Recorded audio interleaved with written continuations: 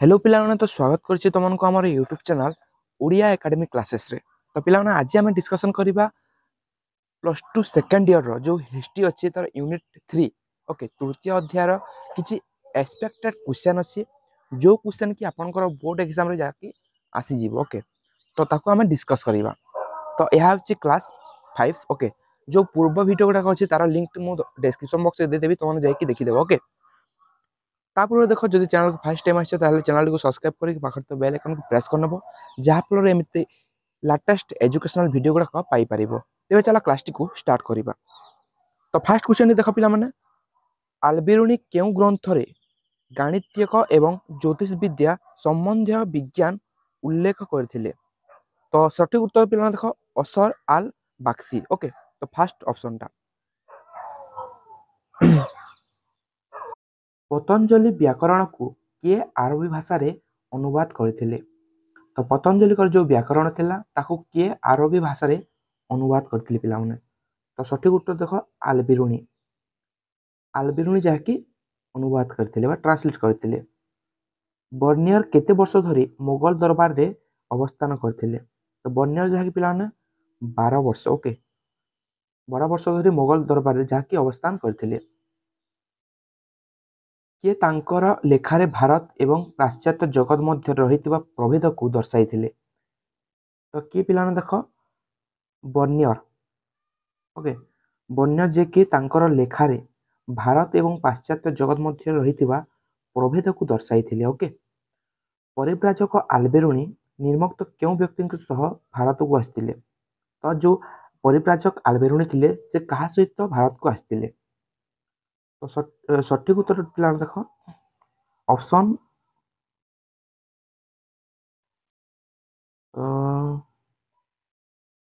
तो परिव्राजक जहाँकि देख पिला आल्बेरुनी गजनी सुल्तान मामूद को सह जाके भारत को आस्तिले।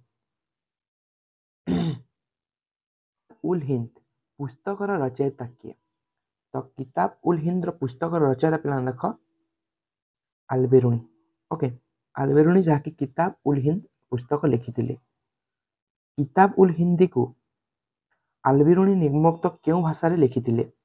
तो केउ भाषा रे जाके किताब उल हिंदी लिखा हेतला ए मोर अरबिक भाषा रे लिखा हेतला ओके।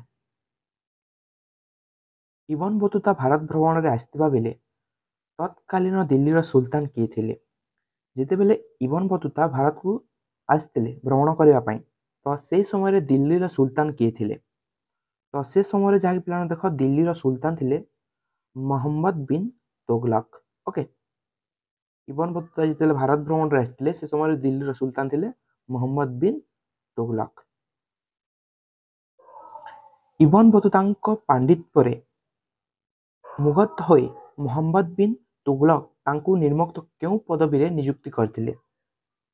तो तांकू जाकी जो सुल्तान शासन थिले हला दिल्ली रे सुल्तान थिले से तांकू केउ उपाधि रे को पद देइथिले। तो देख दिल्ली रो काजी बोली कि जाकी नियुक्ति देथिले काकू ना इबन बतुतांकू। इबन बतुता तांकर प्रथम वैदेशिक विवरणी रिहाली ओके रिहाला को निर्मुक्त केउ भाषा रे लिखिथिले। तो इबन बतुता तांकर प्रथम वैदेशिक विवरणी रिहाला को जाकी पिला माने अरबिक भाषा रे लिखिथिले ओके। इबन बतुता भारत माटी रे केते वर्ष पदार्पण करथिले। तो इबन बतुता फाइनली जाकी पिला माने 1333 जुलाई सॉरी 1333 नुहे 1333 सेप्टेम्बर 12 पर्यंत जाकी कौन करथिले भारत माटी रे पदार्पण करथिले जाकी ओके। इबन बतुता भारत माटी रे जाकी 1333 सेप्टेम्बर 12 तारीख पदार्पण करथिले। फ्रांकोइस बर्नियर भारत रे केते वर्ष केबे पदार्पण करथिले ओके। तो फ्रांकोइस बर्नियर जाकी पिला माने 1656 ओके 1656 ख्रीष्टाब्द रे जाकी भारत रे पदार्पण करथिला पद देइथिले। फ्रांकोइस बर्नियर लिखिथिबा पुस्तकर नाम कोन। तो ଫ୍ରାଙ୍କୋଇସ୍ ବର୍ଣ୍ଣର ଯାହାକି ଲେଖିଥିଲେ ମୋଗଲ ସାମ୍ରାଜ୍ୟରେ ଭ୍ରମଣ। ଓକେ, ତ ମୋଗଲ ସାମ୍ରାଜ୍ୟରେ ଭ୍ରମଣ କିଏ ଲେଖିଥିଲେ ନା ଫ୍ରାଙ୍କୋଇସ୍ ବର୍ଣ୍ଣର।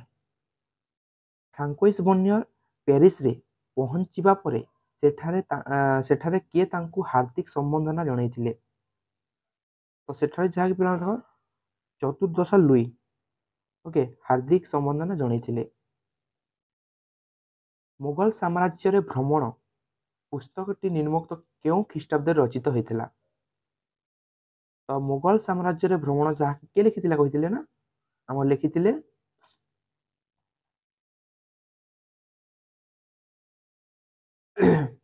ଭ୍ରମଣ ଯାହାକି ପିଲାମାନେ 1670 ମସିହାରେ ଲେଖା ହେଇଥିଲା। ଫ୍ରାଙ୍କୋଇସ୍ ବର୍ଣ୍ଣର ଲେଖିଥିଲେ। ଓକେ, ମୋଗଲ ସାମ୍ରାଜ୍ୟରେ ଭ୍ରମଣ ପୁସ୍ତକଟିକୁ କିଏ ପ୍ରଥମେ ଇଂରାଜୀରେ ଅନୁବାଦ କରିଥିଲେ? ତ ଯୋଉ ମୋଗଲ ସାମ୍ରାଜ୍ୟରେ ଭ୍ରମଣ ଅଛି ଯୋଉ ଫ୍ରାଙ୍କୋଇସ୍ ବର୍ଣ୍ଣର ଲିଖିଥିଲେ ତ ତାକୁ କିଏ ଇଂରାଜୀରେ ଟ୍ରାନ୍ସଲେଟ୍ କରିଥିଲେ? ତ ପିଲାମାନେ ଦେଖ ଆମର ଯୋଉ